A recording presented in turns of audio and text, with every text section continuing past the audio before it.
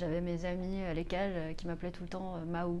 Je sais pas trop pourquoi. Donc, quand j'arrivais, ils me faisaient Hé Maou. Puis quand j'ai fait de la BD, je me suis dit que j'allais utiliser ça comme pseudonyme. Je fais plutôt des personnages qui ressemblent à des animaux. Parce qu'en fait, déjà, je sais pas dessiner les humains.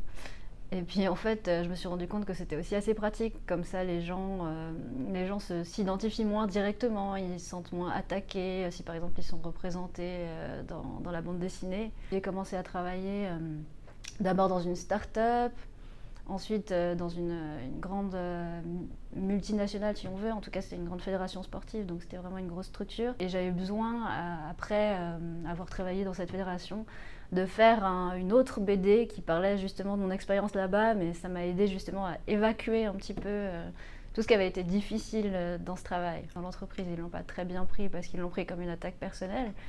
Mais en fait, c'était plutôt une manière de dire aussi aux gens de notre génération, vous n'êtes pas tout seul, on est tous un petit peu paumés parfois face au monde du travail, on ne sait pas ce qu'on veut faire. Et je trouve que c'est un bon équilibre de travailler à la fois à la RTS à temps partiel et en tant qu'indépendante sur du graphisme, sur mes BD.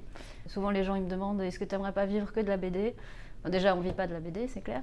Mais ensuite, même si c'était faire que de la BD du lundi matin au vendredi soir, ça m'ennuierait. Donc j'aime bien pouvoir changer vraiment ce que je fais chaque jour. Et donc la semaine prochaine, par exemple, je vais être éco-volontaire sur un bateau pour la recherche sur les cachalots.